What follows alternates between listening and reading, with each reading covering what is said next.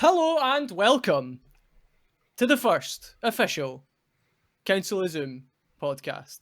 With me, Kieran, also known as Crun. You might know me as the voice of the Council of Zoom YouTube channel, and if you don't, you should probably check us out on that. That's youtube.com/Council of Zoom. Actually, it isn't because we don't have a custom URL yet. We don't have enough subscribers.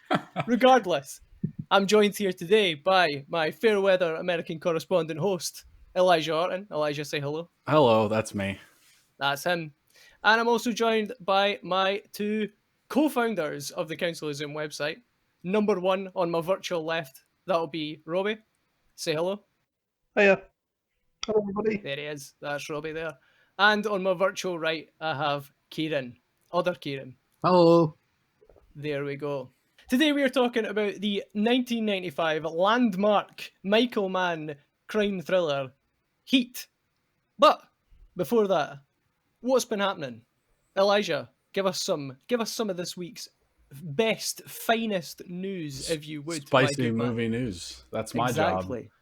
job. Pretty big news week this week, actually. The biggest news being that Warner Brothers is single-handedly attempting to kill the movie theater business by putting all of their 2021 movies on HBO Max the same day as they release in theaters or cinemas for all of you overseas people. Well, I'm the overseas person, I guess, but so for you guys, Statistically, I suppose. for you guys and most of the world, that probably won't be too big of a deal because movie theaters will most likely be open where you are. In America, that's a big deal because movie theaters are not open and probably won't be open for some time here due to the obvious pandemic that's going on. So that includes movies like Dune and Matrix 4 are the two like super big ones that will be on HBO Max the same day they release in theaters. That's a sad one. Yeah, I'm not very happy about it, but I get it. You know, they're Near's Christopher Nolan happy about it. no, he's not. He's raging. Completely lambasting the company that is funding his like $1 billion like I did hear about that. vanity projects. Good God. Listen, if one man believes he knows everything about cinema, it's Martin Scorsese. But other than him, it's Christopher Nolan. Yeah. And then he also says that Marvel films aren't films, so They're not cinema. I mean, I'm not entirely opposed to that mindset. No, they're films. They're films. I'm not sure how you could argue that they aren't. You could Some be other Marvel news. Scorsese, call them theme park rides. Speaking of Marvel movies, they are roller coasters. there's been a lot of Get that fucking phone turned off. throw it in a toilet. I'm not joking. Get it on silent and put it in your pocket or turn it off. Okay. I don't know how I'm on the Mac. Is that coming through the bloody mat? Yeah. Fucking close iMessage, you clown. How do I do that? It should be on the bar in the bottom. iMessage, hold on. Carry on as you were, Elijah. I'm All leaving right. that in. Okay. Speaking of Marvel movies, the Spider-Man 3, Marvel's new Spider-Man 3, not the Tobey Maguire one. We don't mention that one. What? The newest one with Tom Oh, Holland. that one's great. Come on, Robbie. What, Spider-Man 3? It's not. Listen, It's not he gives great. you the best meme ever with him walking down the Justify street. that He gave statement. you the best scene ever where he's walking down the street, all cocky and punked up. Aye, to be fair, it is quite significant. Like, a it does have cultural- its all singing, all dancing number. It does That have was that. quite special. I'll give it that. Anyway, the new Spider-Man 3 with Tom Holland, they've announced that pretty much everyone's coming back except for Tom Holland. But, I mean, that's obvious. But they've announced Alfred Molina's coming back as Doc Ock. That's They've got it. J.K. Simmons back. They've got both Tobey Maguire and Andrew Garfield returning in what appears to be some kind of Spider-Verse crossover. Charlie Cox got announced as Daredevil today as well for Spider-Man. Charlie as well. Cox is Daredevil, that's right. It's pretty big. The first time he's crossed over into Spider-Man. And he's the best part of what they did on Netflix. He's really good. I'm not going to say that I called a Spider-Man multiverse film, but I definitely called that. I think a lot of the internet did the same. Like, I'm not surprised because it's just begging to happen. That's a license to print money right there. They're going to It crash the is. world economy with the amount of money that a multiverse Spider-Man movie is. I mean, I'm not seeing Willem Dafoe's Green Goblin yet. I've not seen that either. I'm waiting on it. That's, I mean, I'm assuming that that's going to be some sort of mid-film reveal. But also, he When was J.K. killed. Simmons comes back, anything's open to possibility. He was stabbed in his Exactly. balls by his own goblin glider. He was hoisted by his own petard in the most literal sense of the phrase. I love that phrase. It's the best. And my last bit of important news, which is the most important news to Crun, is that Oscar Isaac has been cast as some version of Snake in the Metal Gear Solid movie.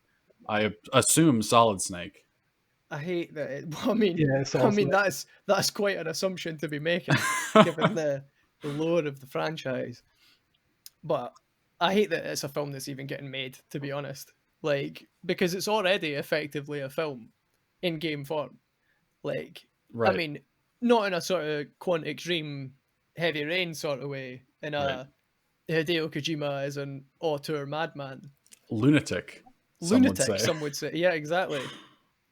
Deranged something. I'm not sure.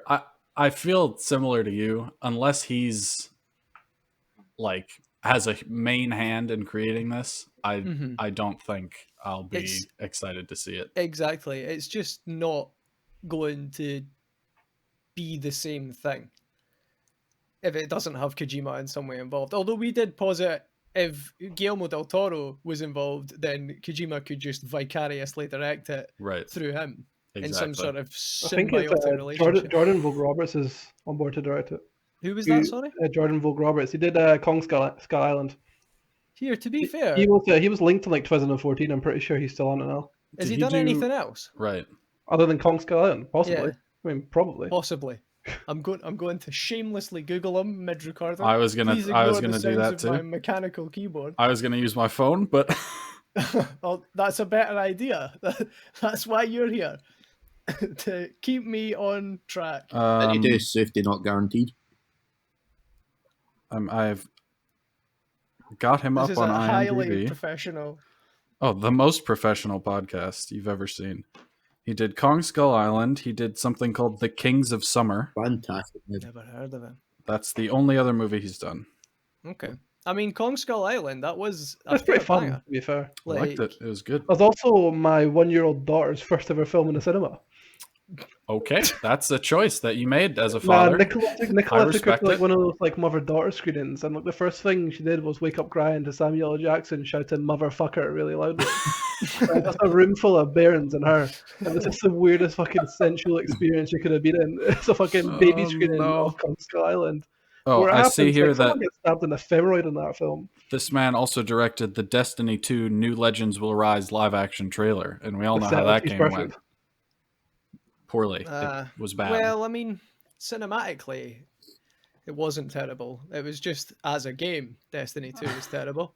Feel free to at me. I'm going to give him the benefit of the doubt here, but there's two reasons why he's pretty exciting. The first is like he's made 2 really good movies, but so far, I mean, is he definitely doing it? I know he's just been in talks to do it. yes, actually he doing is. He is for sure Oh, doing cool. if he does, That's interesting then. it? Well, cool. I'm definitely intrigued. he's also it's like 3 movies. If he does direct us, it'll be 3 movies that are all like vastly different from each other as well. Hmm. Pretty exciting. Yeah, definitely. Well, it'll be 3 successful movies in a row. We can't really fault the guy at all so far. I mean, if this is If it's successful, success- a big if. And it is Solid Snake, apparently. Okay. That's- I mean, It's just it's a big story for them to be taken into a film. Like Yeah. there's a It's a whole risk. lot of stuff. there's a reason. There's a reason it's been auctioned as a movie since 2007, though. It's taken 13 years to get into this It's stage. of probably development. because every director that they even get close to it reads the script and they're like, "Fuck that." They're like, what does any of this mean? Taking 13 years to get the film into development is a good reason, probably, that it should be taken away from. Yeah, yeah. I mean, I too much think pressure. it could be an inverse kind of thing where the producers see what like it might be that it's going to be a lot like the games, and the producers keep Yeah, but balking at that you idea. know it's going to come across like Captain America and the Winter Yeah. Soldier. Just fucking Yeah. him lurking around in a box. Yeah, exactly. Right, who the fuck I'm was that? honestly, I am at the end of my fucking tether. Kieran, was that you I again? don't know how to turn it Like- off. Kieran, that's a fucking message, mate. I don't. That was a like Hold right, on. Find the clip right, button. right. Right. There we go. Have you done it? I don't know. I think so. Good God. See, the thing is, all of this is going to have to stay in because it was mid-sentence and I can't remember where I Start the was. sentence again. Son. You've ruined everything. I don't Mark know your what Audacity sentence it recorded in the was. first place. Oh, can I do that? Because then that will stop the Audacity recording. It will put it all. It's like, doesn't matter. Fuck it. Move on. Something about Metal Gear. It's just never going to be good, is it? Like, it's even an individual Metal Gear Solid game has. I mean, I'm not going to say that it's the best writing ever, but like, it's intricate. There's a whole lot writing. of stuff going on. It's writing, boy. The ramblings of a madman. It keeps you engaged in a 20-minute cutscene that's doing something right. Well, I mean, yeah, like even longer than 20 minutes. I think it was Metal Gear Solid 4 that had a cutscene that was 45 minutes long. You could go off and have a bath and come back. I thought it was 3. It could be any of them. It could be all Could of be them. all of them, yeah. Yeah. Like, why are we still here? Oh God, Just to suffer. just to suffer. Exactly. What a game. Genius. Genius author director Hideo Kojima has done it again. Except he hasn't done this one. So I'm not confident. That's basically, to summarise, it's going to be shit. Probably. You, Almost. you heard it certainly. here first, folks. Quote me on that. And the last thing that I have that's more just I'm happy about it personally is that Guy Ritchie's making a new movie that has Jason Statham and Aubrey Plaza in it. Audrey Plaza's That's great. pretty hype. Anything with Quite that like Guy both of them. Ritchie does, I'm like, yep, I'm He's into had a it. couple of. He's You had know, a couple of weaker he's- ones. he's had some Arthur's the one stinkers, that's pretty but- fucking a bit of a clanger. Like You know, What who was hasn't? that, Robin? the Arthur one was a bit of a clanger. Yeah. Well, I can't win wasn't them too all, keen you on know? The Man from U.N.C.L.E. I love that movie. I thought it was shite. So yeah, that's all I have on the news front. Fair play. Does anybody have anything that they would like to chime in with at this point? Nicolas Cage is going to be narrating the history of swear words for Netflix. So he is. And so he is. What is he doing? It's just, I mean, He's narrating the history of swear words for Netflix. He's got you there.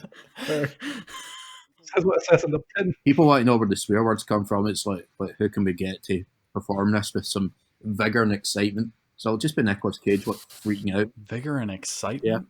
Yeah. There was a documentary, I mean, a long time ago now, that was just about the word fuck, wasn't there? If I'm not mistaken.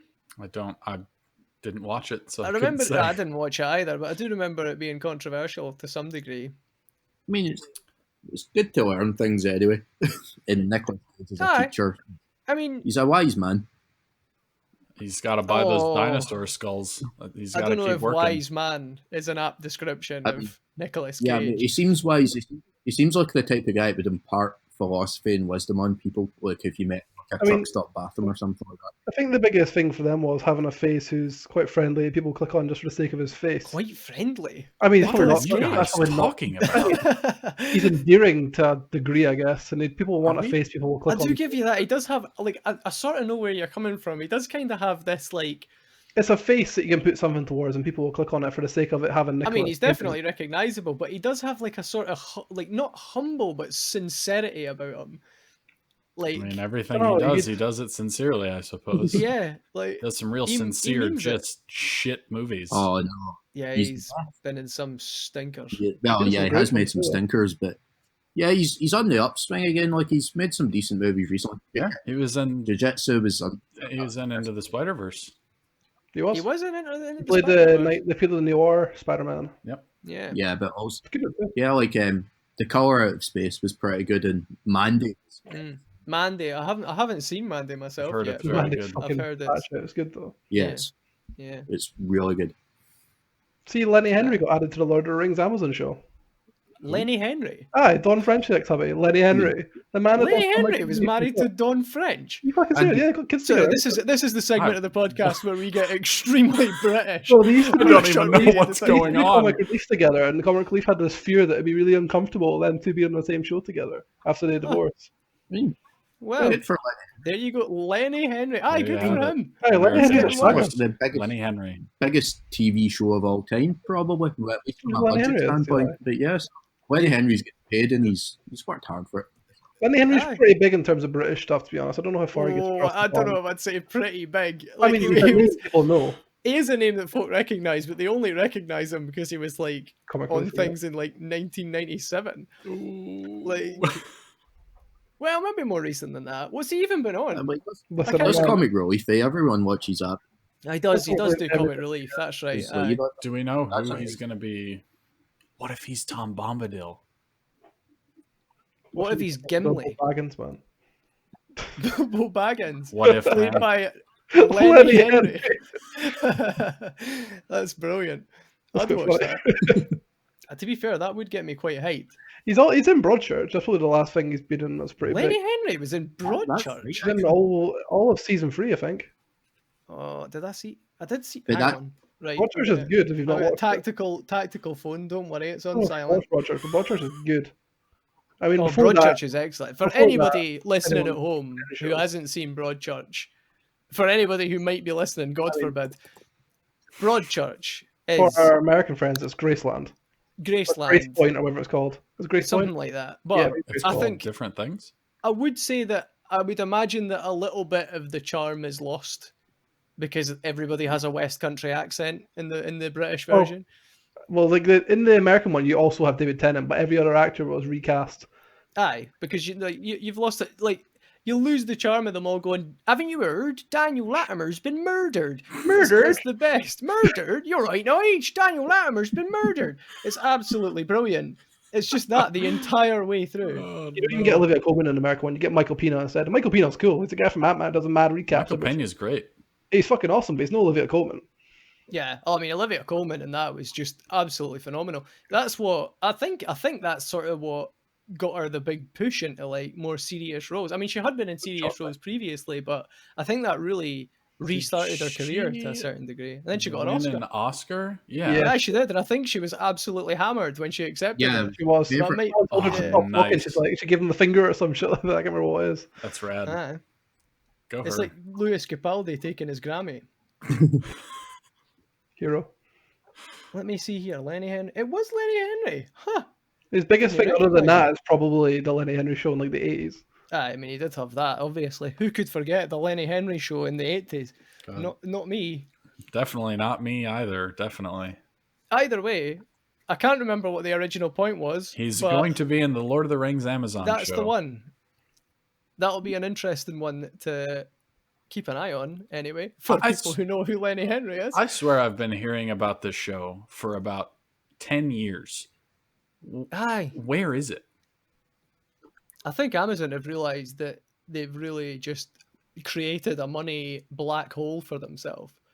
Yeah, I mean, A financial black hole, I should say. I mean, I now think it's they've- eventually filming. I think it was in pre-production for so long, and then COVID probably boosted it back. But it's finally filming now, and it's got I nine thought they were seasons. already filming. Nine episodes in the books now.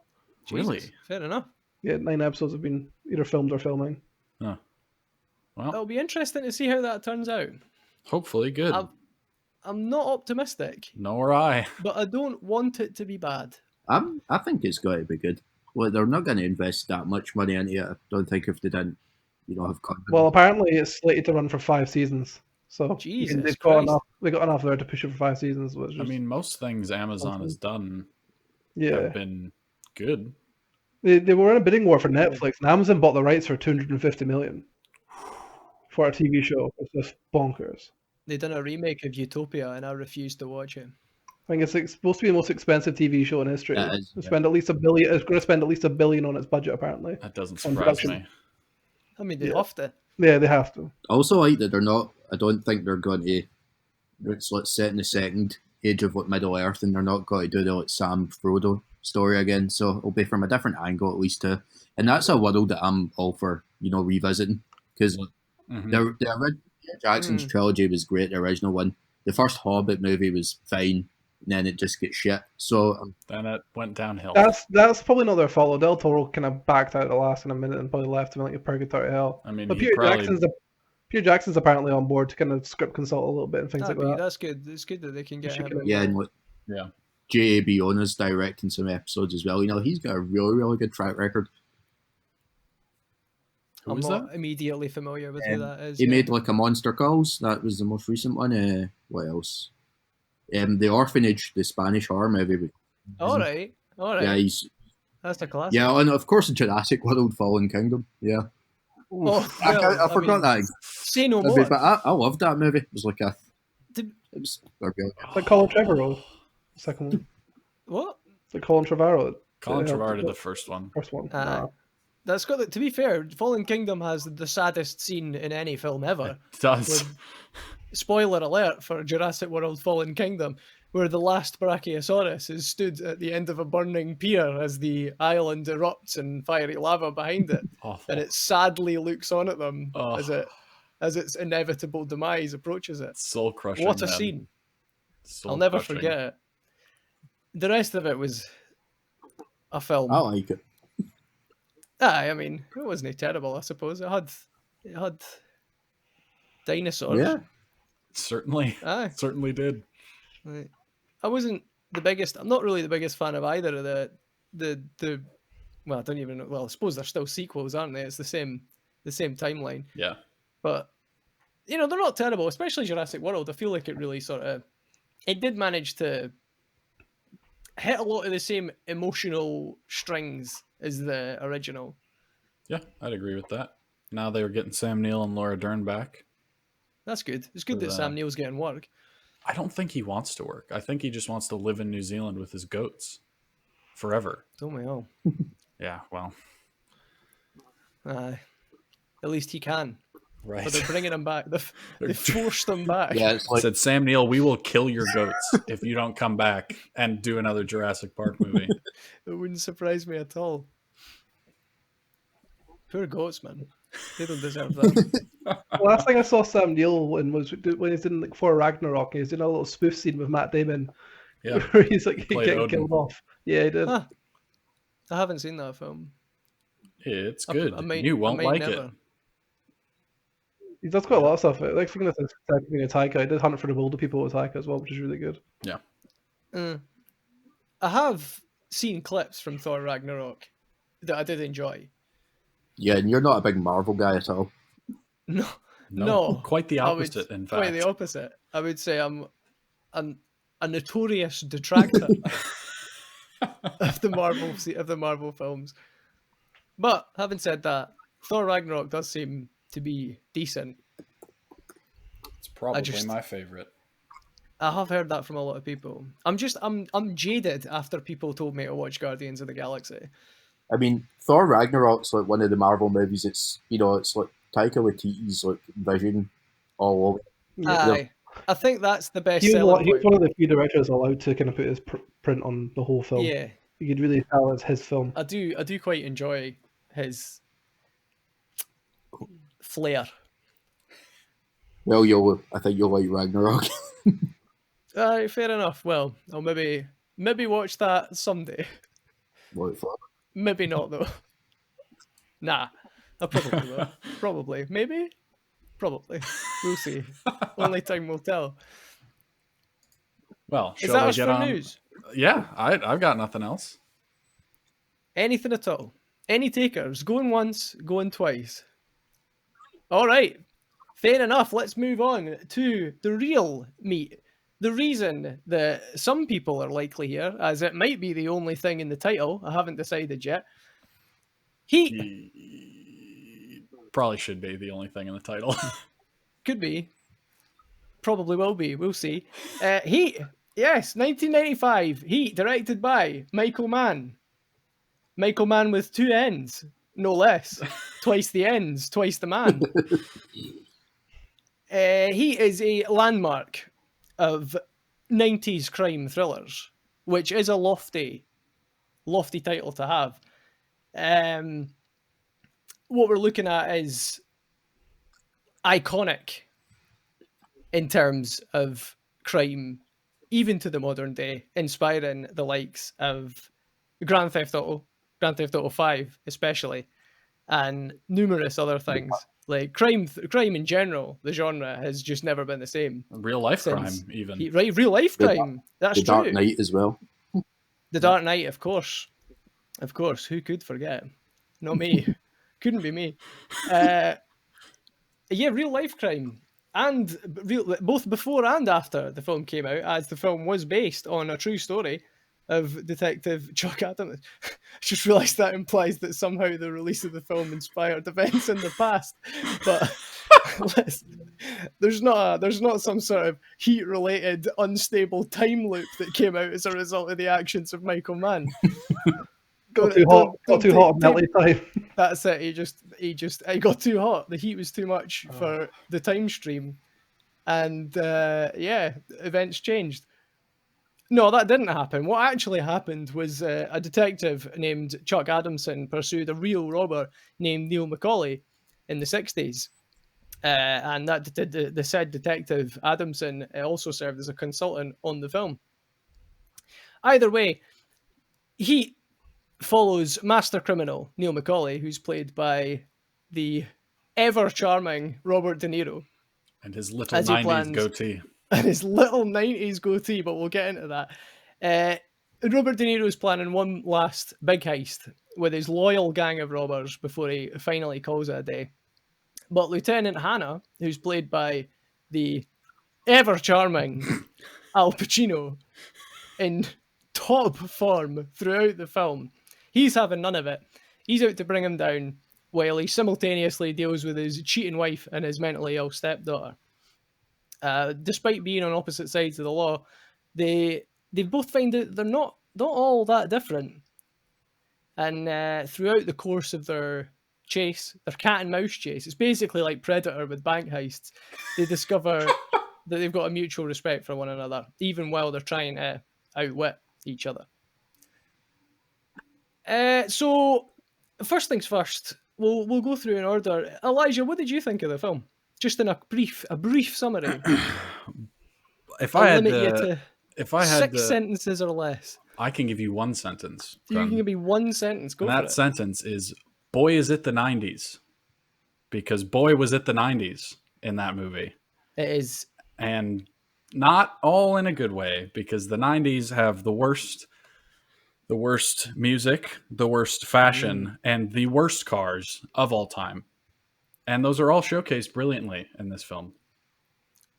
I would say, well, as far as soundtrack goes, you have to remember the banger during the big bank heist. Yes. Yeah. I will briefly touch on the score, since that's kind of my thing. Oh, it is. Go for it. Go wild. It's not good. Other than that, what you mentioned is the soundtrack during the actual bank heist is very, very good. There's some really odd choices for the romantic scenes, and just guitar, but it's like synthesized guitar, and it really just stood out, but not in a good way. Usually when I'm watching a movie like this, I don't want to notice the score, and I really noticed the score in a bad way in a lot of scenes. Yeah, on my notes, I've just written distractingly poor score. Yeah. It's not pleasant. I noticed the same kind of thing the whole way through. The score's really apparent when it comes on, but then it's just not there, or it's non-existent the whole way through the film as well. It's true. That's the thing, though. It makes the sound effects a lot more apparent, though. Throughout that's true. The sound design is incredible. Great. Mm-hmm. It's definitely. I don't think the score's really meant to be in the foreground, but because it's almost like it's paradoxical. It's like because it's so much of a nothing soundtrack, you start to notice it more. Yep. Mm-hmm.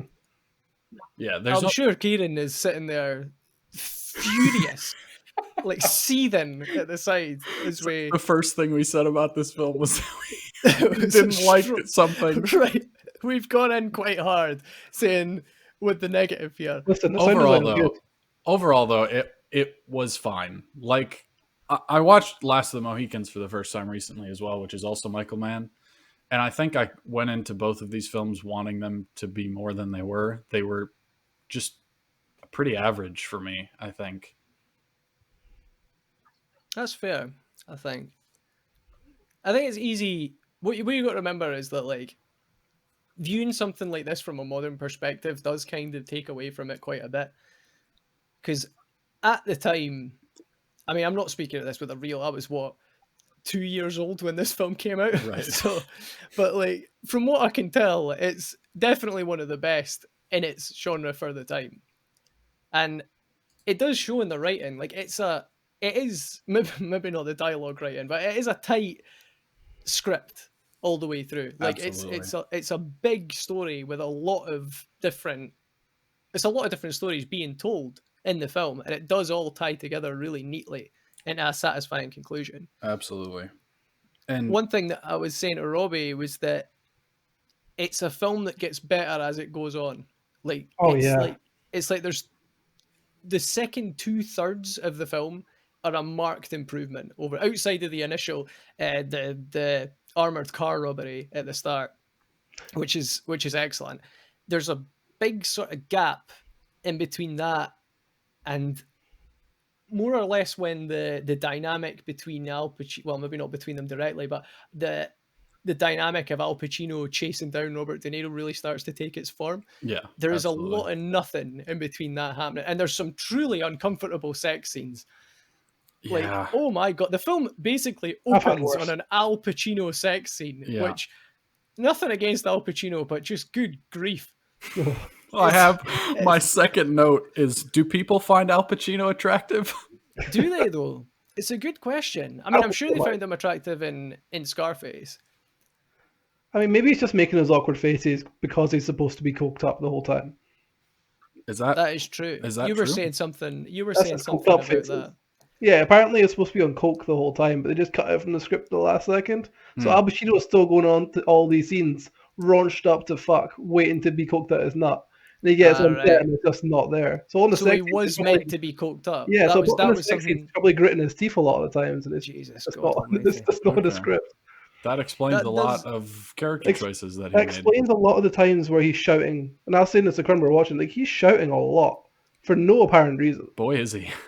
and Yeah. that explains a little bit, I guess.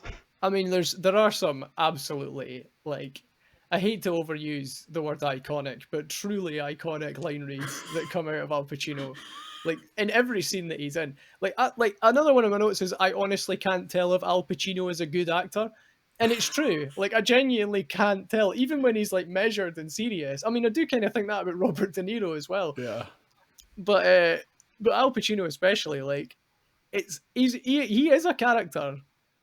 He's very meaning, isn't he? Yeah, I forgot to But mention that's at not the a bad beginning, thing. quick. If we want to go back to what you said about at the time, it's a very influential film, and it did make 187 million at the box office out of a $60 million budget. So I mean, it easily made did its money land. back. I mean, it's in the culture. Even today, it is in the cultural eye.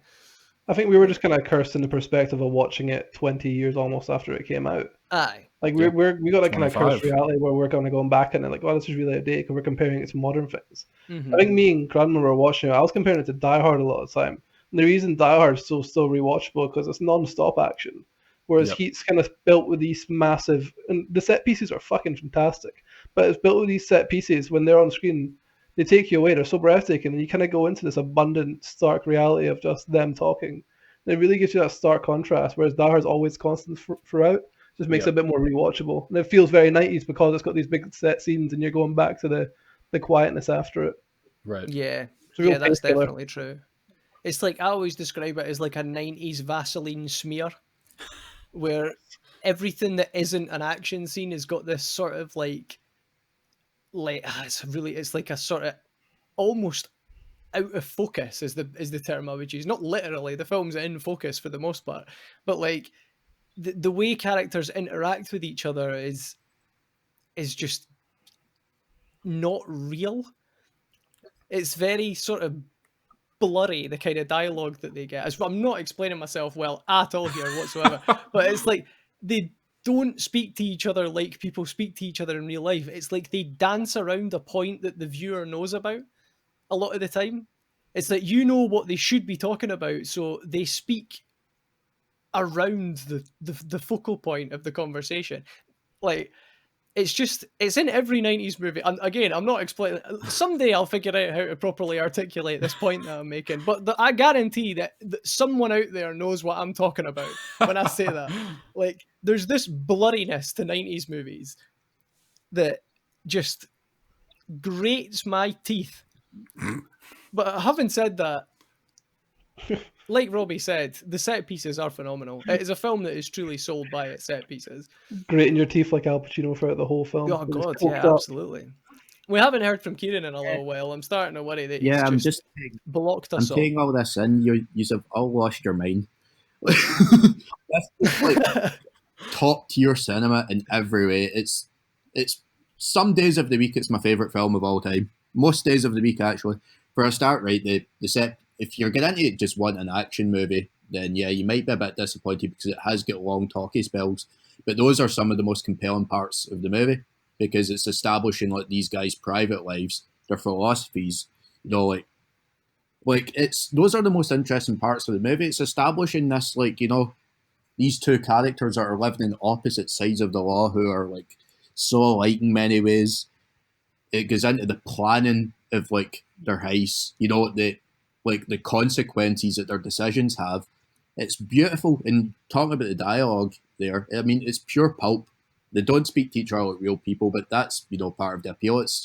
I don't think Heat set out to be like a realistic movie in every way. When it comes to like the set pieces, absolutely. I mean, that was straight out of the book. It's got some of the most realistic, inspiring action scenes ever. But yeah, user and to Eli's point there about like the 90s being terrible, it did have the best music, it had the best cinema, and it had the best. I think that's the And I bet- I'd like to hold up for a Like- second when you said it Back inspired. to the point. Inspires you to rob a Okay, bank. I'm going to give you the benefit of the doubt here. Like, maybe I don't know if it's because you guys are like younger than me or whatever.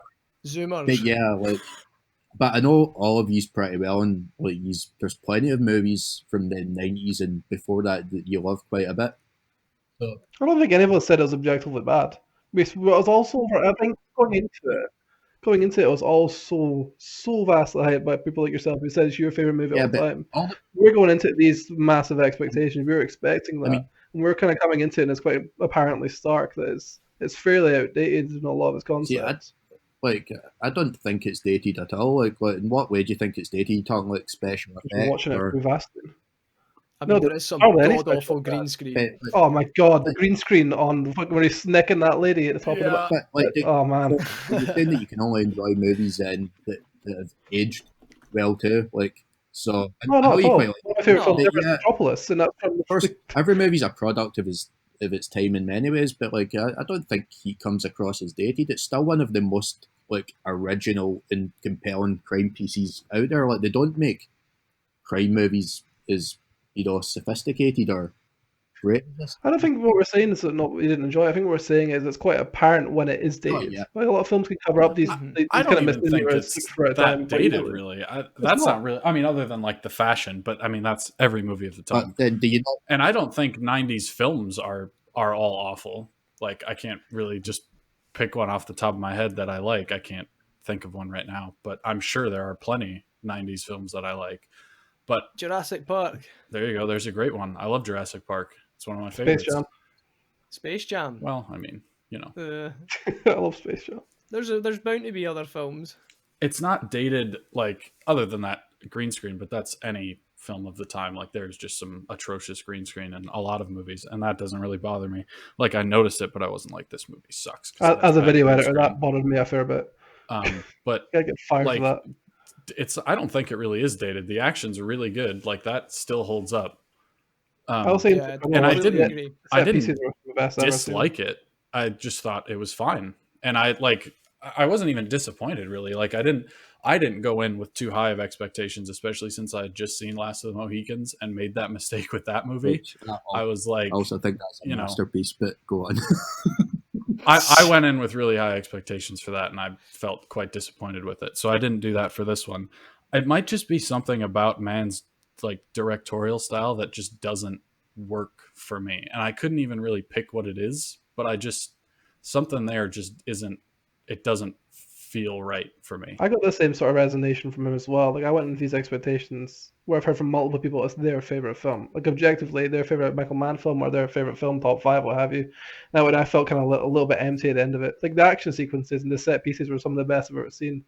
And they tied in the stuff. And the second act onwards was actually really good as well. Couldn't really fault it from the second I'd act say onwards. especially from the bank heist and everything after that is absolutely brilliant. I'd even say Like- from the conversation in the diner onward is probably. Oh yeah, of course, that does happen prior to the.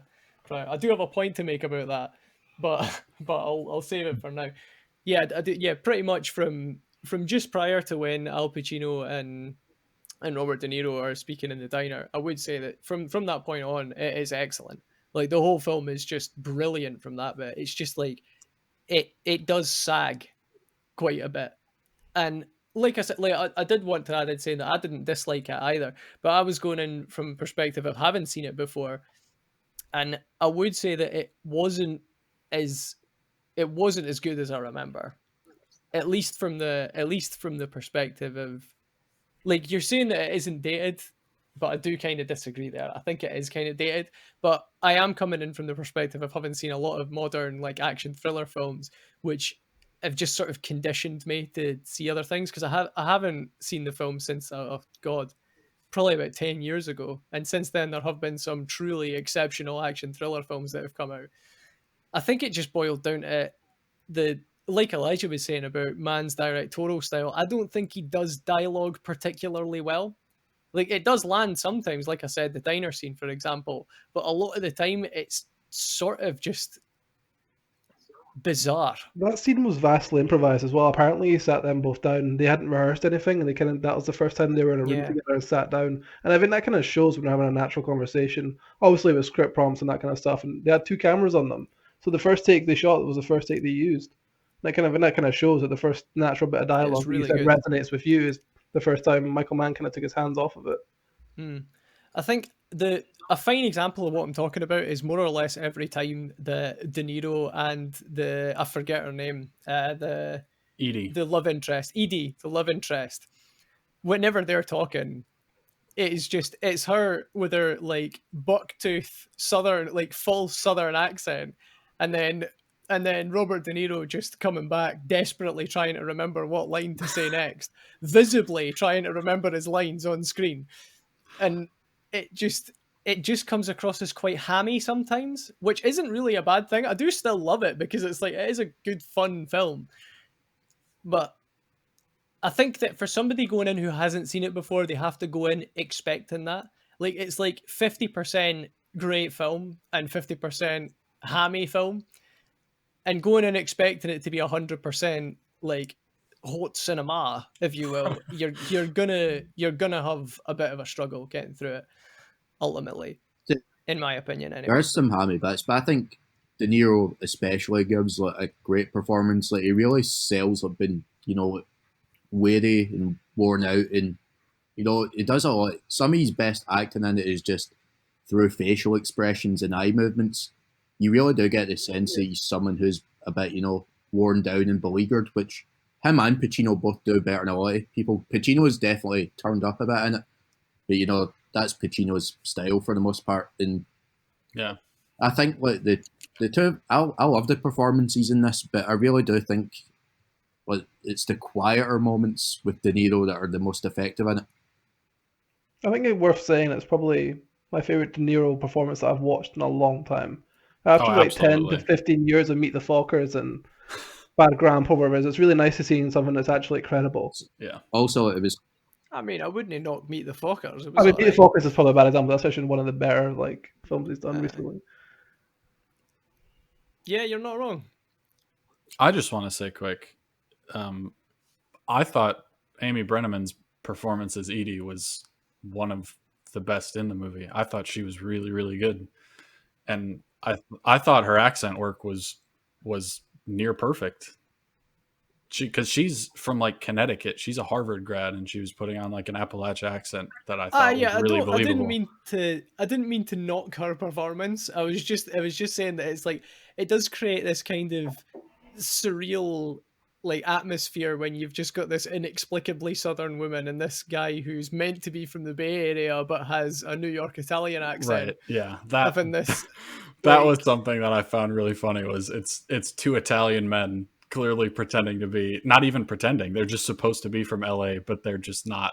They're not from LA or anywhere That's in 90s. California. I wonder if we all watched, well, me and Crun and Elise today watched the 3 hour like director's cut. I wonder if like the pacing issues would even started with the theatrical cut. The pacing felt all off in the first act for me, and then it kind of it hit the nail on the head for me in the last 2/3. I didn't feel too many pacing issues. There were, I can't even remember which scene it was. There was just a scene that was like 2 lines that was like put into the middle of 2 bigger scenes, and I was like, I why remember was that. that? Is that the there? scene where the ad lib was all off? No. 'Cause I Do you loved mean that. the ADR? ADR? Yeah, it was all off. Which is still one of the best scenes in the movie. Like, some of those shots are incredible. Like when they're in the containment shipyard and them. I think what he's talking about is when De Niro is asking them, is making sure that they want in on the job. Yeah, the lip sync. The lip lip matching syncing. the voice at all for like a full scene. That was really apparent. Oh yeah, that was the scene just I before that. Yeah. I didn't even Yeah, notice that. the container stuff was phenomenal. The I really cinematography in the liked container that. stuff was orgasmic. An absolute visual treat. Yeah, everything about that was great. Should we go through some of the talking points, maybe in order, give it a bit of a cohesive. Let's get a little bit more structure on the go. So obviously we open with the action sequence of the heist crew hitting the armored van, which is apparently based on a real robbery from the Adamson case.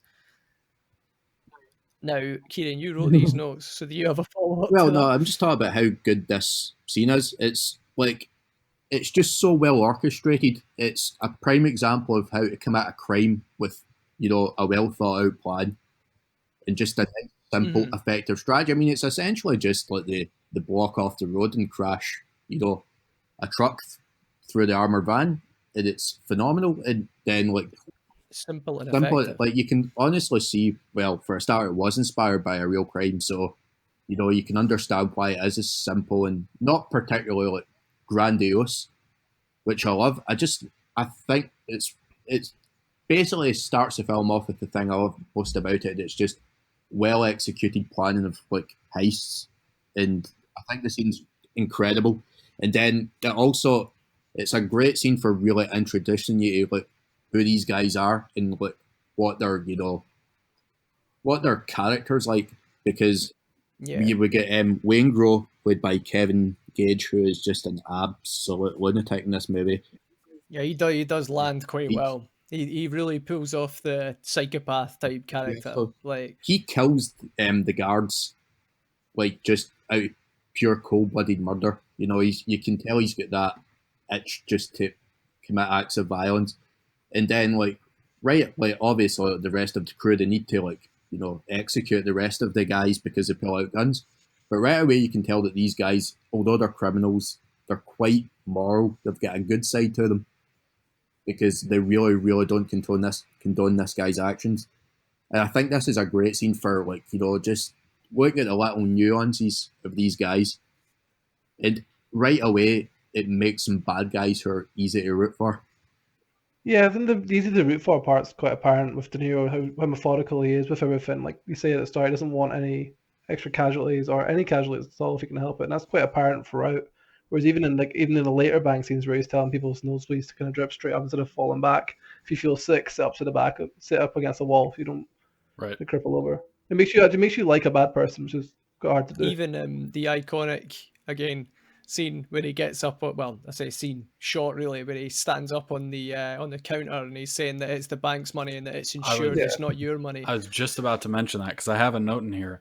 Is this the first movie that did we're here for the bank's money, not your money. Your money's insured by the federal government?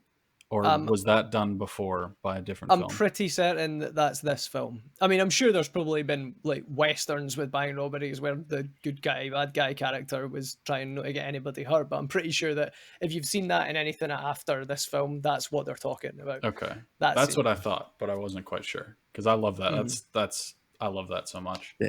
Yeah, it's brilliant. It kind of shows you that these guys are like, they don't want to harm anyone, and then back to the point where it becomes easy to root for. Like after like the bank heist when De Niro's like in the bar and then he meets Edie for the first time, you know, like the romance like subsequently blossoms.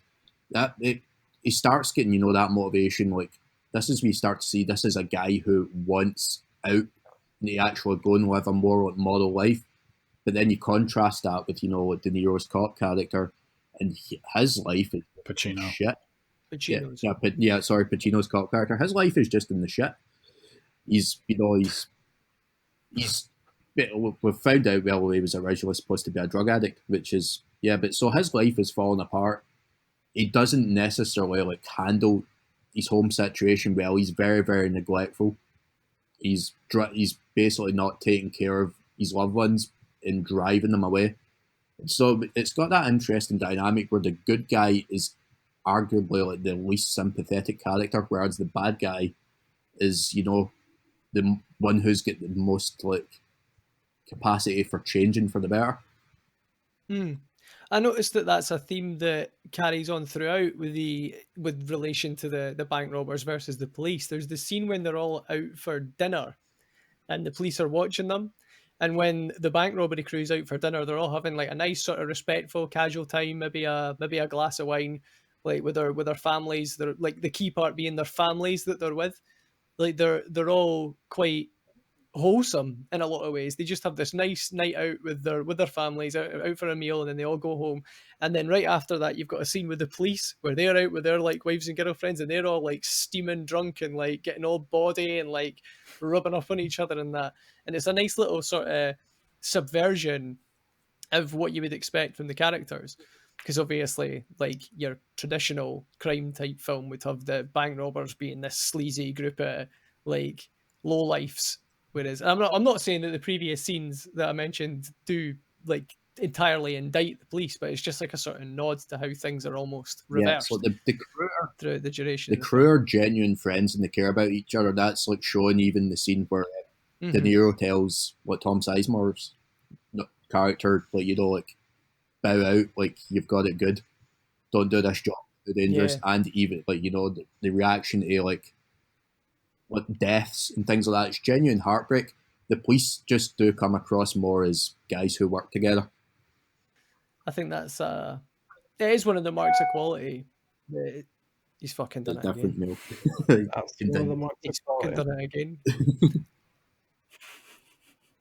Yeah, I do totally agree with you there. I think it is one of the marks of quality about the film that separates it from other genre pieces of the time.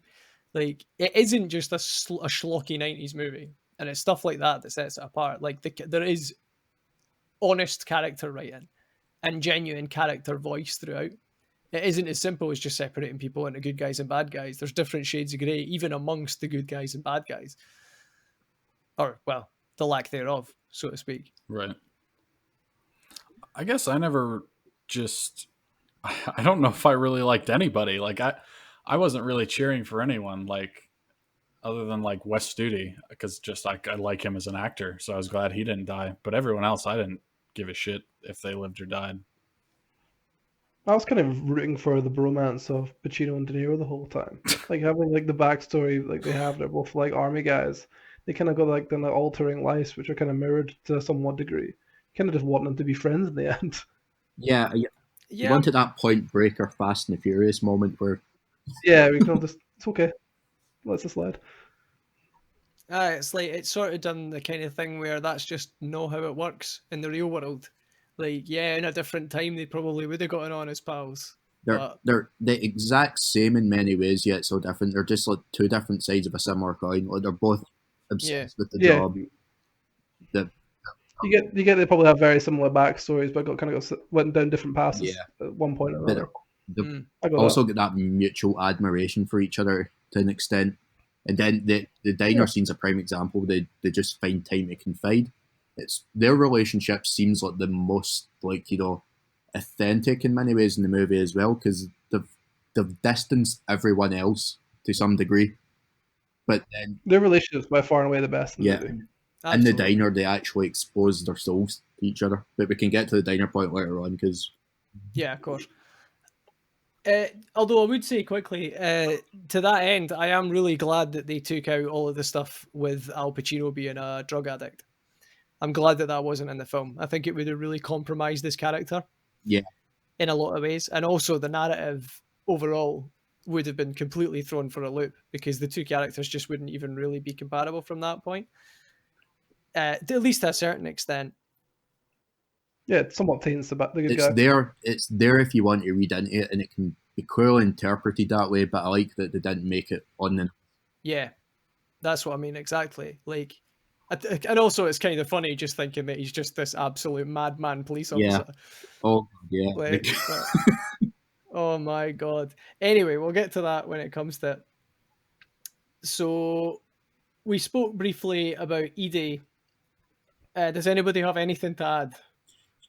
She was a. I will. This is maybe not so much a criticism because I think it was the point of the movie in the sense that they shot everyone out, but she was to an extent an afterthought. But I think she was impactful enough that you root for the relationship and you can tell there's some the characters have clearly got affection for each other, and you want to get out. Yeah. But yeah. And I mean, we'll get to it in a bit, but she is completely integral to like the right. She was there. The poetry of the film. I think we can just mention it because I mean, if you're here and you haven't seen the movie, I mean, welcome, but go see it. It's too late for you. She's there to be walked out on in the end. That's why the character was made.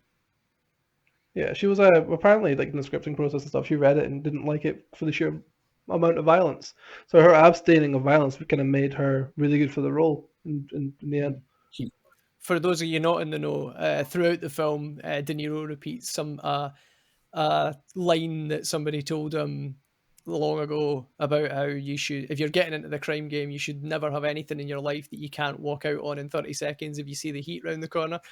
And in the final scene of the film, when he's getting ready to leave with his love interest, with the delightful, very beautiful, such a talent, Edie, he literally sees Al Pacino, the heat coming at him, and he needs to leave her in the car outside the airport and make his break for it. Just like my dad. Okay. Just like Robbie's dad. God's sake. Feel free to cut that. It had to come up at some point. But the interesting thing about that as well, that's the rule that he lives by with the outlaw code. He's got a strict code, but when he leaves her, you get the sense he's doing it to protect her rather than him as well. I got the sense he was protecting himself, to be honest. Kieran I think and I it's open to that, interpretation. is that it is open. It's kind of left open to interpretation. Yeah. I prefer to think that he's doing it to protect himself, but you can read into it the other way. Him repeating that throughout the film and all his other actions, I know he seems quite nice in terms of saying that you don't have to do this and all that kind of stuff. But it's always very apparent that you have to be able to leave in 30 seconds without caring for anything in that room. And I think this thing is quite apparent when he does just leave her without somewhat of a smile. I think there's definitely room for interpretation either way, but I'm sort of with Robbie on this one. At least from my interpretation, I do agree that his repetition of that just sort of enforces it, and it does sort of bleed through a little bit into other aspects of his story as well, like how he is giving his crew the opportunity for an out, but ultimately it's him that drags people in and gets them killed, especially with the example of the I forget the character's name. He's the one that works at the diner. Yeah. He literally just gets this guy involved. The Allstate guy. That's the one. The Allstate guy, apparently. Yep. My American viewers or listeners, they'll know. They know. There we go. We owed them one after that Lenny Henry bit. You bet. Yeah, they just bring this guy in and get him killed, and it's all Robert De Niro's fault. Yeah. If you want to go into it, technically it's Danny Trejo's fault, but Danny Trejo, whose character's name is Trejo in the film, I should add, but that's neither here nor there.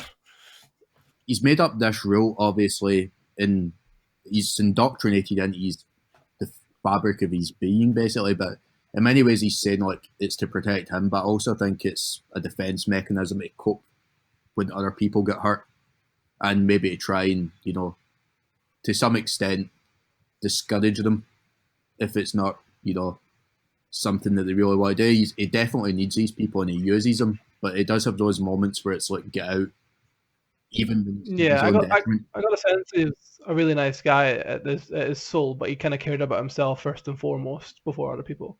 I don't think that's all necessarily true because there was like when he was preparing for the biggest bank heist of his career, the most dangerous, and like he's given his like crew that option, like leave, and he's actively trying to get some of them to leave because Yeah, but then you kind of see the scene where he's running through the car park and he's hip firing civilians. yeah, but yeah, who cares about him? Like he's out for himself first and foremost, and if you can avoid it, you will. He's not a good man. He's not in any way. But there's good in him, and that's what I like about him.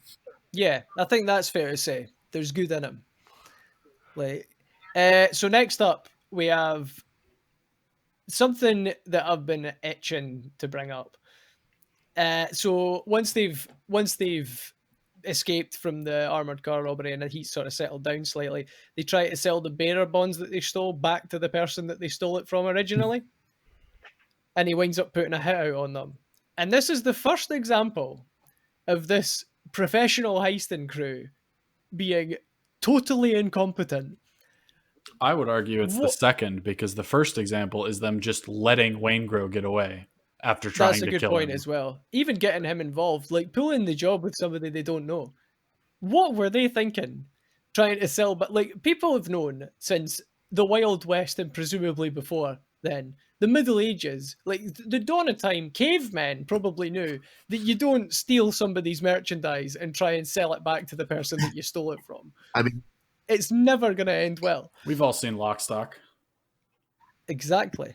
I did like that though. It makes it like, you know, there's a good reason for them doing it, because it could have like from like even the guy who the Rob's point of view, it was beneficial to him because he was still getting the insurance money and he was getting his merchandise back as well, so he would have profited. But then it's the whole like, yeah, I mean, still fucked him over. Yeah, exactly. It's the principle, yeah, but that's the thing. Like someone takes your ham sandwich for lunch and gives you it back on half price. What are you gonna do about it? Well, exactly, but they took a risk that could have been mutually beneficial, and obviously the guy's like, no, well, you fucked me over. It's also like that is the negligence that starts to get it puts them on the radar of everyone, and that's when their world starts to fall apart a little bit.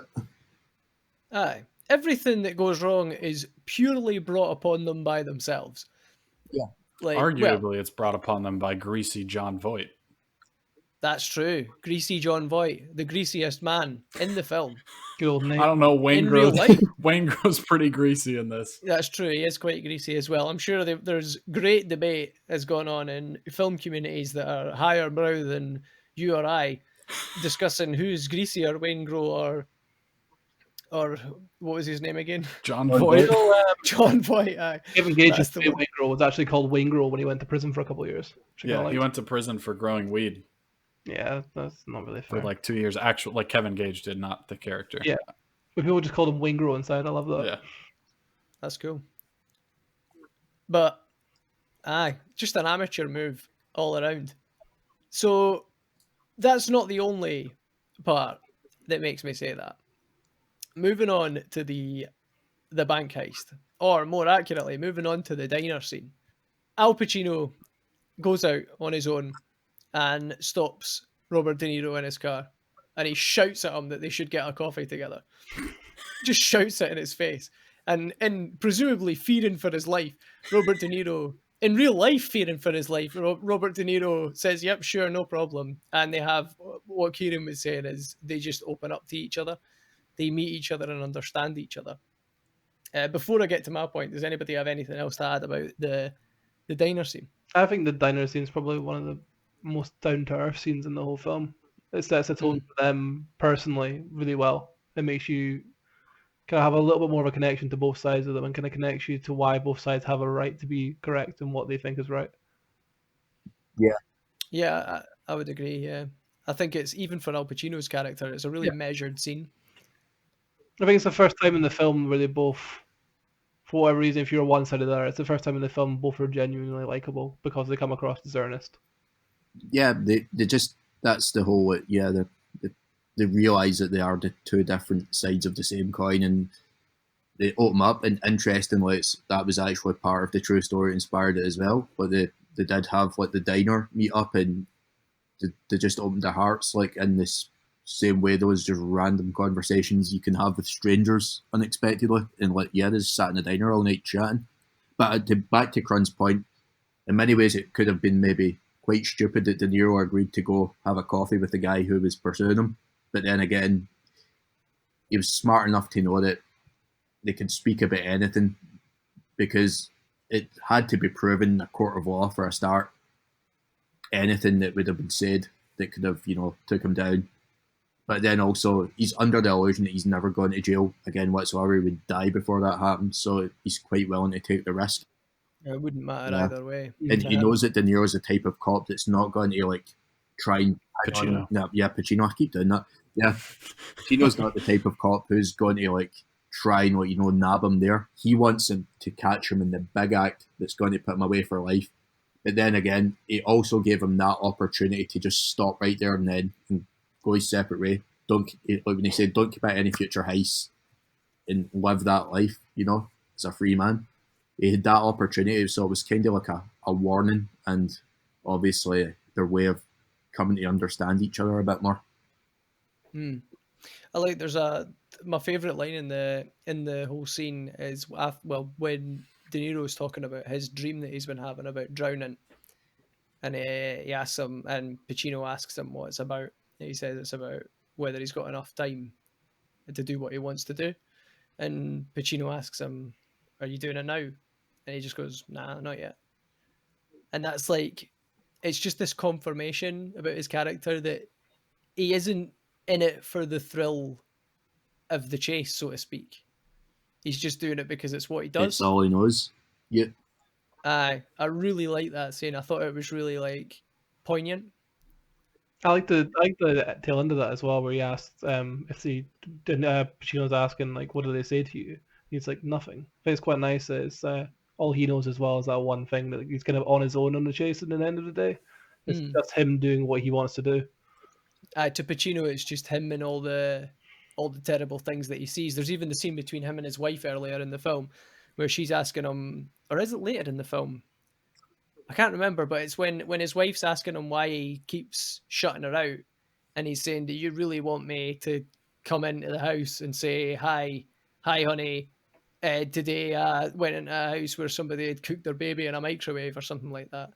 So from his perspective, it's just him and these horrible things that he sees, and that's his like almost his reason for being. Yeah, he's morally driven to put a stop to it.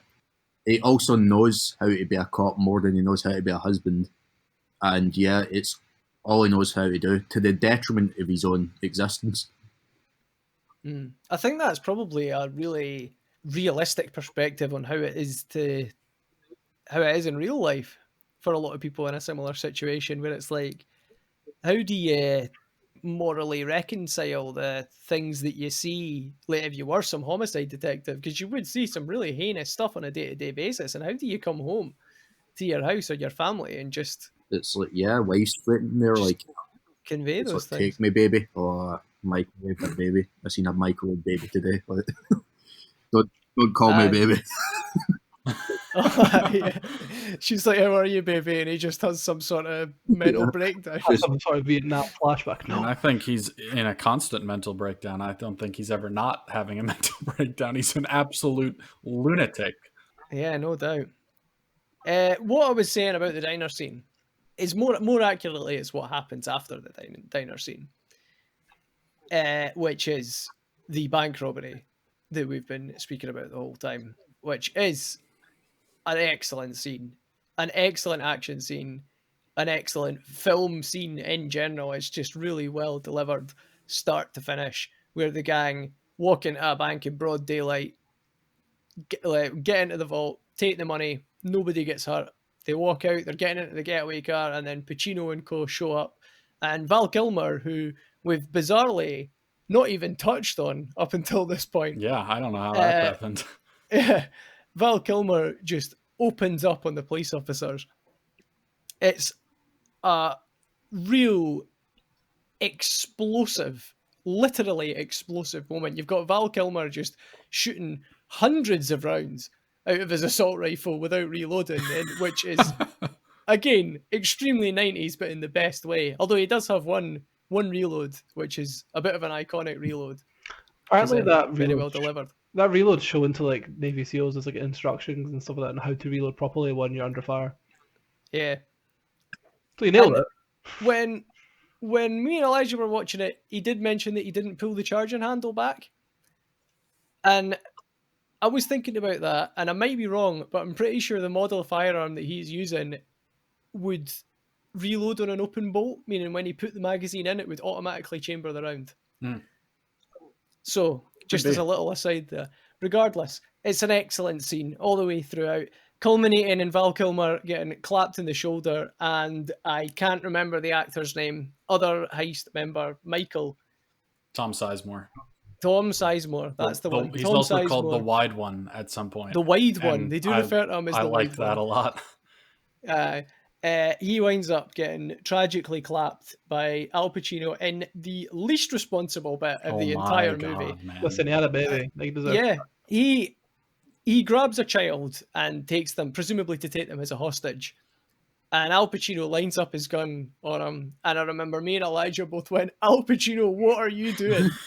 Al Pacino takes a shot that would literally get him fired in real life, shooting Tom Sizemore, cleanly killing him, rescuing the child, and then ultimately De Niro. Like this allows De Niro had already escaped, hadn't he? Yeah. De Niro and Val Kilmer escape. Val Kilmer's wounded. The car park right now. Yeah. The car park scene where he's spraying bullets at civilians. Poor shop keeps coming out. He's just hip firing everyone. Yeah. Just pressing the right trigger. How would you feel if Val Kilmer was replaced by Keanu Reeves? I wouldn't like it. That would be worse. How long? Yeah, that would be worse. Keanu Reeves apparently originally cast before he backed out. Keanu Reeves couldn't pull off a long blonde ponytail. No. How would you feel? Val Kilmer didn't really pull off a long blonde ponytail. How would you feel if every other character was replaced by Val Kilmer? Now that's a film. It's like I do love Keanu so much, but I don't think he would have been as good in that role because Val Kilmer's character is just, he's got that underlying desperation visible at all times. I think the physical stature of Val Kilmer is really a good thing in this as well. He's quite a big looking dude. He's a big man. But Keanu Reeves isn't really ever that physical presence. I think Val Kilmer kind of portraying how methodical he is as an ex-army man. Val Kilmer, beautiful man back then for sure, but he's got that really hard-boiled, like gritty presence as well. Like Keanu is far too pretty for that type of role. Then, yeah, definitely, especially at the time. Like he was a little pretty surfer boy back then. Early Matrix, maybe 95. Just pre-Matrix. Yeah, Matrix came out in 99. Yeah, definitely. Something I want to say about Val Kilmer is that he's a nice subversion of character tropes. Because in many other films, his status in the gang being sort of De Niro's, like, he's like a confidant. That character in a lot of other films would have been the loose cannon, loose unit, can't be trusted type guy. And I like that he can be. Like, there's a scene when De Niro realizes he's been marked by the police, and he comes in while Val Kilmer's trying to drill a hole in a door or in a wall, I think.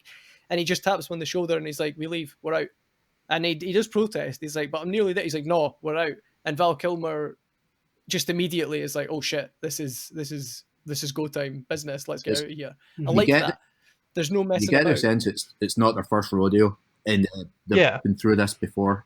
They've been very, very, like, the first couple of scenes, they do show how careful this gang is for the most part.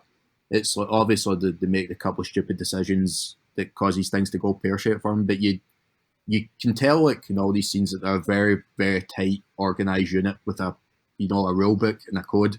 Yeah, you really get the military vibes off them all, and the chain of command always... Michael, you get respect for the chain of command. Everyone always listens to him, number one, and kind of comes down the way. They'll respect him, and like it's very officer like. Yeah, it does really sell the professionalism of the crew. Although I'll tell you what doesn't sell the professionalism of the crew. Part 2. So this bank robbery happens literally, as far as I can tell, the day after Robert De Niro meets with the lead investigator that's chasing after them in a diner. What were they thinking? I didn't even clock that. That's great. I mean, I think it was a case of it's the last job. They all, well, De Niro. Well, it's definitely going to be the last job. Like, no wonder it was the fucking last job. Maybe it was like, just a case of, maybe he won't expect us to do it so soon. But well, to be fair, somehow they managed to drop the ball on that as well. I'm pretty sure it's like some other police officer from a different department comes in and like, oh, there seems to be somebody robbing this bank on the high street. Well, that's because Waingro snitched on him. Oh yeah, of course. Waingro, that son of a bitch, that greasy they bastard. wouldn't have known about it if Waingro didn't snitch. He's really the little bastard throughout the film that it just causes more problems. But it all stems back to their decision to bring him in, which is stupid. Aye. I can't accept that they don't, that De Niro doesn't just immediately go to his crew and go, right, we can't pull this job. This is asking for trouble. Yeah, it also ties into the whole, he's starting to fall in love. He does start one out of the life. So it's the desperation and the passion is getting in the way of their better judgment. Why doesn't he have money? He has. I think he has money. I don't Why think doesn't he has he just enough leave money then? to leave. Yeah. How does he not have enough money to leave? He goes on at Val Kilmer for not having any money because Val Kilmer's got a gambling habit. What's De Niro been spending all his money on? Maybe he's just doing it for Kilmer. Yeah, because maybe he is. To be fair, that's actually also made the promise. That's actually pretty. He also viable. made the promise to Kilmer's girlfriend, to look out for him. I do. Right. It's like what we were talking about earlier, where he convinces everyone else that it's always about him, and he will always get out. But he really does look out for his little tight knit circle, and it's he would do anything for them. So he couldn't realistically leave until he knew his boys were okay. Yeah, I think you've sort of sold me on that there. That he's doing it for Val. But then if he's doing it for Val Kilmer, I still think that it's a short-sighted decision, which is bizarre considering it's a long-term thing that he's going for. Yeah, but it's like when you think it, I would do the same for you guys. Well, you'd rob a bank knowing that the police were effectively knowing that the police were going to catch you. Yeah. Well, do me a favour and don't, Kieran. Well, then, clearly you wouldn't do it for me, so no, if the police knew I was going to get robbed, no, if I'd literally met with the police officer that was after me the day before, and he's like, "Are you going to rob a bank?" And I went, "Yes." Effectively, yeah. Give me 12 hours. And especially if that police officer is clearly a madman who will stop at nothing. Yeah, but it's just the way it is. Passion and friendship makes people make some unfortunate decisions I sometimes. know. Fair enough. You're not wrong there. So you went on Tinder during lockdown. I did do that. I have seen some things that I might never forget. Remind me one day to tweet out on the Council at Zoom Twitter account the lassie that I matched with on Tinder that looks like Jimmy Savile. I'm not. No, don't do it. Yes, And cut this. I'm not cutting this bit. we don't know if No. we don't know Keep this. the girl actually on Tinder was the daughter or the mum, defined on the age. Well, she was trying to say that she was 21. She's not 21, mate. I mean, if she is, that is just a shame. Listen, It's a fucking hard paper round. the end of the movie. The end of the film is coming. So as we alluded to, Waingro, greasiest, maybe, yet to be seen. Possibly. Waingro, he snitches on the boys, leading to the final robbery being botched. Danny Trejo also snitches? I wasn't entirely clear on what that was all about. What was going on there? I think so. Didn't Waingro and Businessman team up? Yeah. Yeah, but Okay. I mean, overall, I think the Waingro plotline is one of the maybe not the weaker aspects, but just I thought it was fairly poorly explained. I mean, obviously he snitched on them, but I mean, the events leading up to that, and then him being in witness protection in the final scenes when Robert De Niro goes on this quest for revenge against the businessman who screwed them over with the bonds, and then eventually Waingro. And Waingro going from being a street punk that they'd kicked aside to then getting in with this businessman and then getting into witness protection, it wasn't very well illustrated, I felt. It was difficult to follow how these events had transpired. Yeah, I mean, the businessman and his boys are the ones who beat up Trejo, I think. Is that right, Kieran, in saying that? No, Waingro tortured Trio, didn't he? Oh, Hugh Benny. Yeah. Was it Hugh Benny? Hold on, let me think here. I'm reading it just now. Pamper time, quickly, boy. It's your favorite film. Yeah, but like I've not watched in a wee while. Left today. We've got him, boys. We've got him. We've got him. We He's got got him. him. He did a Robbie and didn't watch the film before the podcast. Yeah, that wasn't. I'm sure it was Waingro that tortured Trio. I mean, he says Waingro's name, but then Yeah. So is the businessman thing that's just like an aside? No, it was Van Zant's crew that tortured Trio. Okay. Yeah. That was a bit that was But quite then why does he unclear. say Waingro? Yeah, but it was Waingro gave. Or no, he doesn't say Waingro. He says Van Zant. Yeah, Van Zant's crew. So like he's heavies. Waingro made the deal with like Van Zant to to give them the information about the robbery, and then like the crew found like Trio, and like the tortured like the wheres and the whys out of him, and then that's what led to the chaos unfolding. Yeah, that probably could have been, considering it's such an integral part of the story, I feel like that could have been explained a bit better. What's I hard think.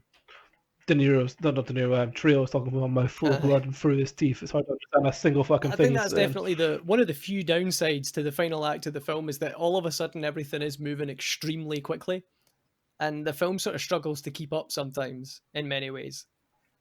At least in terms of the narrative, like all of a sudden there's event after event after event, and it's I don't know if it's the writing or if it's Mann himself, the man, if you will, just being incapable of writing dialogue that quickly. Did we watch, you and I, Krun, did we watch the I director's believe cut? so, because that's what me and Robbie watched Okay. earlier today, and I didn't notice any differences. Okay. Okay, so that neatly brings us to effectively the finale of the film. Just prior to that, we see De Niro, as I said, he gets to the businessman Van Zant. A great shot of him throwing a chair through the window and then just putting two effectively right into him. He walks in and says, "Where's Waingro?" And he goes, "How would I know?" And just immediately shoots the guy, which I thought was great. Yep, no time to ask any more questions. Just doesn't care. That's all he needs to know, because it makes sense. Like, just does what he's there to do, puts him down. We then get a scene where De Niro is blending in at a hotel, phones up to the front desk from a landline in a staff area, asks what room he's in because the room service guys messed up the order. And having worked in hotels, I can safely say if that was if in the modern day it was a hotel still using landlines for staff to communicate, assuming there was plenty of staff in the building, that would absolutely work. Like, so take note, listeners, if you want to cause trouble in a hotel, just phone from a staff phone and nobody will question you. Guarantee it. He gets up to Waingro's room and once again, like, busts on in there, puts two in him, two in the chest, one in the head. We get a great scene where Waingro just breathes his last. Very visceral. Oh, God. Like, just satisfying. I love Oh yeah. Shoots him twice in the chest and he just takes this really rattly, like, and then he just puts one in his head. Death rattle. Absolutely brutal. And that leads us to the climactic scene where Robert De Niro comes out to his waiting lover, and just prior to escaping with her, he sees who else but Al Pacino coming, the madman, the deranged lunatic Al Pacino coming charging at him. And in its moment, he bails on her. They sneak around an airport pre 9/11, so you could do that, run around an airport with guns. Just jump a fence into an airport. Like, oh, that's right. Oh boy, does he jump that hedge? No one. You can't look cool jumping a hedge, especially a tall. So don't try. Stuck up in there. just clambering over there like his life depended on it. It did, I suppose. It did. They have this real excellent sort of cat and mouse, almost in a nice sort of summary of the film up to that point. They have this cat and mouse chase around the tarmac of the airport, dashing in between I'm not sure what they are, like loading containers. With some excellent lighting work, with planes coming into land, and they're I don't know if they're called headlights if it's on an airplane. I assume so. But they light everything up briefly, and then they freeze. Like, have I been seen? Have I not? Then they get plunged into darkness again. And all of a sudden, as this happens, Al Pacino sees De Niro's shadow falling over him as De Niro prepares to shoot, and he just finesses him, spins around quickly, and just claps him right in his chest. Outplayed indeed. De Niro falls to the ground, gasping his last. They clasp hands in a moment of unparalleled bromance, and Robert De Niro expires right there on the tarmac. Gives up the ghost. R.I.P. Robert De Niro.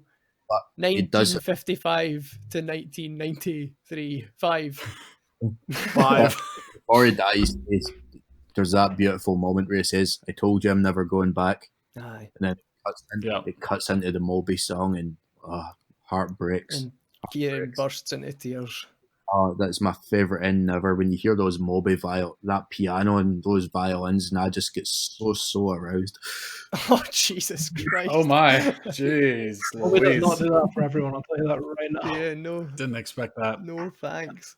It's my favourite ending ever. It is just, then the way it takes you right back to the diner. You know, there's that final moment of understanding. The promised, the way that they didn't want it to happen, but it happened exactly what they said it would if it came down to it. It's just, it's heartbreaking, but it's that moment of like, there's no hatred there. It's like the better man won. You know, fair play. We both knew the risks in this. No one's happy about it. That's emotional. Yeah. It's like shooting your best friend. I don't know if any of you have ever done that. I haven't, but I haven't had the opportunity personally. Can't say that I have. I do agree with you. I think it's an excellent ending to it. I love it. I love the way it ends, that Robert De Niro dies, and then effectively the film just cuts the credits, more or less. I love that because it's not a film about heists. It's a film about the chase. And in that moment, the chase is over. And that's it. That's the story. Yep. Like, you didn't get any melodrama after the act. It's just, that's the story being told. I love films that end like that, personally. Just once it's over, it's over. Simple as. Yeah, I'm with you on that. It's powerful. And of course, the big clasp of the hand where you're like, oh, they could have been friends. They could have been friends. I know. It's wonderful. Absolutely wonderful. Robbie, do you have anything to add there? I say Villain ended pretty much the exact same way as he did. Just dead. Villain. That's done then. Credits roll. Villain, that film that nobody listening to this will have any knowledge of. You need to include this. It just reminded me yesterday when like Villain. Context, we watched Craig Fairbrass's Villain before this. And by we, he means those three and not me. Because you were just wouldn't. It's actually a good movie. I do. I actually enjoyed it a lot more than I thought. It was a pretty decent effort. I missed 20 minutes, and I kind of regret missing 20 minutes. That's how much I enjoyed it. Well, that can be a topic for another time because we're over 90 minutes. In fact, at this point. Listen, you can cut this to an hour probably quite easily. Oh, I don't think we can cut it to an hour. We can probably cut it to an hour and 30. We're at an hour 33. A very serious push. We'll see how it goes. That's a conversation. That's a conversation for another time. So let's wrap this up then. What did we think of the film? With all that in mind, we'll start in order of who's on my screen on www.zencastr.com/UncleCrun/ep-1-heat. Elijah, what did you think of the film? What are your final thoughts? My final thoughts are no one in it is very likable until the end when Robert De Niro and Al Pacino are both somewhat likable. Overall, though, It's fine. It's good. It's not bad. Would you say that what we've spoke like our conversation here has changed your perspective on the film at all? Nah, fair enough. Feel about the same as I did when we started. Fair play. this. What about yourself, Robbie? I think probably in hindsight, watching a theatrical cut might have swayed my opinion a little bit more in the general length of it. I don't think it needed to be that long entirely. I think once we got to the turning point of the conversation, the diner really picked up and was just a pretty much a flawless movie from then on out. Okay. But before that, it's quite harsh and it's almost hard to watch, with the exception of the set pieces. I think it being any shorter would have really hurt it because it was already like, I think it moved at quite a clip, and if more would have been cut out of it, I think it would have been kind of I'd be interested to see how different they are. hard to keep track of. That's fair. And then finally, what about yourself, Kieran? I mean, I think we could probably guess. Yeah, I mean, for me, like, I love it more every time I watch it. What I would say is, like, the first time I watched Heat, it wasn't my favourite movie ever. I mean, I immediately loved it more than you guys did, but it's one of those movies that does get... I did enjoy it more the first time I saw it. Yeah, for me, it gets better with rewatches, and I would recommend you watch at least 6 more times. At least 6. I won't. I'm going to be honest with you. I will not. Kieran, do any of our opinions change how you feel about the film? No, like, not at all. But I like... Well, that's good. No, but I can understand like, where you're coming from with like, the criticisms of it. Now, that's definitely a taste thing. Like, for me, like, Heat's one of those movies, like, see just the scenes where it's just like a 2-minute shot of like a skyline or a cityscape or whatever. A Nissan Skyline. Yeah. A 2-minute shot of Oh. great Yeah, ass. just those moments of like characters like looking at the skyscrapers at night, just talking things like that's what I love. But I wish this movie was like 9 hours long Jesus just- Christ. and just living in this world even more. I love it. On the note that our opinions didn't change Kieran's, I think the important thing to note for all of the podcasts that we're going to do is our opinion should not matter for your And does not enjoyment of matter anything. at all. It doesn't matter at all. Nothing we say Matters. it means anything. Yeah, Oh, the grand- sometimes literally. Also, yeah, And that's the beauty of filmmaking. It's all perspective. And if you enjoyed something, that's your prerogative, and happy for you. You make something because you're creative, and creatively you like something even Yeah. better. absolutely. I would also say podcasts would be less interesting if we were all just like tugging in celebration over like the movie. Oh, we can Like, definitely tug. Absolutely. But we'll Yeah. save that for the next episode. So, in conclusion, it's all a load of bollocks. No, it was an alright film. Go ahead and watch it. Available on Amazon Prime in the UK and on https://pirateproxy.me in the US, as far as I'm aware. Or alternatively, you could rent it on Amazon for, I'm going to guess, $5, probably less. Go for it. I haven't checked. Probably $3.99 of United States There dollars. you go. I would You heard guess. it from Or the snowman's mouth. don't watch it. You don't have to. You don't have I to. would You don't have to recommend do a anything watch. we say. I think I would it too. was all right. It was a good film. It was a good film. It's one of those movies if you're interested in like the DNA of cinema and like you love movies like Yeah. The Dark Knight, yeah, watch it for that. It like, is iconic in both films and video games. Payday 2, if you've ever played that, is basically just Heat the game. Like, Or- so Yeah, the first half an hour of Dark Knight is just straight Yeah, on it's that like, shit. literally. if you're an aspiring bank robber, it might give you some ideas. Well, I would say the crimes, But, the crimes don't do did that. It's inspire, illegal. but the people did get caught for those, and some of them died. So like, take elements of the heist in this, but do it better. Or don't. Or Do again, it just better. don't. Just Yes. don't. Don't commit crimes, Okay, probably, good. Yeah. is what I'd say. yeah, crime doesn't pay unless you actually succeed at the heist, and then you get a lot of money, and then you're going to get And then it paid. does pay literally. Sometimes crime does quite literally pay. Not Yeah. for Robert De Niro though. So what's Or anyone else? One in crime this did pay team. for Robert De Niro, and it was called Bad Grandpa. But that was a crime. Did you honestly just say Bazinga? Yeah, I don't know why. Fuck me sideways. Oh, Right, God. on that bombshell. Kieran, seeing as you've got the most wherewithal, what's coming up on the website soon that you think people should be clicking on? The website being www.councilofzoom, but you almost .com, I should add. .co.uk, it's not even .com. Regardless, you probably knew that already, having come this far, but what's coming up on the website? Well, our YouTube channel, we're about to drop a video on future death sport movies, which we just made for fun. It's a very niche one, but sometimes you just need to do it from the heart. I had a lot of fun reading it. We've got some excellent essays coming up from a diverse range of writers. In the subject of heat, we've got some great articles coming up. Maybe upcoming by the time you hear this on the anniversary. By the time you hear this, it's probably about 6 years from now. So we'll have an article. But, you know.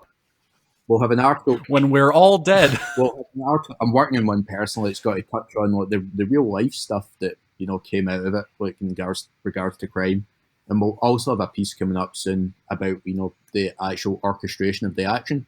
So if you're interested in the filmmaking process, want to learn how to shoot good action, if you're going to do that someday, then yeah, read that piece. We've got a very informative in that. And in general, like the website's pretty diverse in regards to content. We like to bring in people with all different tastes and let them write about what they're passionate about. And so yeah, well, that was something for everyone. If you're listening to this podcast and you like Heat, you're going to like all of the stuff we publish because a lot of the stuff that we publish. Because Absolutely, we do kind of fall into the crime action groove quite a lot, just because simply, like, you know, you're the main writers. Because of our good friend Craig Fairbrass. Yeah. On a final note, Crun, if you don't mind, away, man. I think it wouldn't hurt to just say where people can find us on Twitter specifically, because that's probably the best place to interact with all of us. Yeah, no problem. You can obviously speak with us as a collective at Council of Zoom, myself at GDW Crun, Elijah, I can't remember your Twitter handle off the top of my head. Mine is at E Orton, ORTON 7. There we go. Robbie? At Rob's Camping. And Kieran. Here, everywhere. Beautiful. As we've previously... Is there an underscore after here everywhere? Yeah. I mean, don't follow me. Jesus Christ on heaven. Don't follow me. Don't follow me on Twitter, to be honest. I mean, I would love to hear from everyone, but yeah. Please don't follow him on Twitter. Yeah, it's a fucking nightmare. Like, I'm a bomb site on Twitter. Right, regardless, that's where you can find us if you want to speak to us directly for some reason. I'm sure you probably will if you're a fan of Heat. Feel free to at me. I don't check Twitter very often, so you won't get a response. Elijah does, though. You can at him. Get one from me. I'm on it all the time. That's brilliant. We have been Council of Zoom. We hope you enjoyed listening to this hour and a half of shit. Please tune in next time, where we'll be talking about a different film that we haven't decided on yet. Take care. Bye-bye. That was good.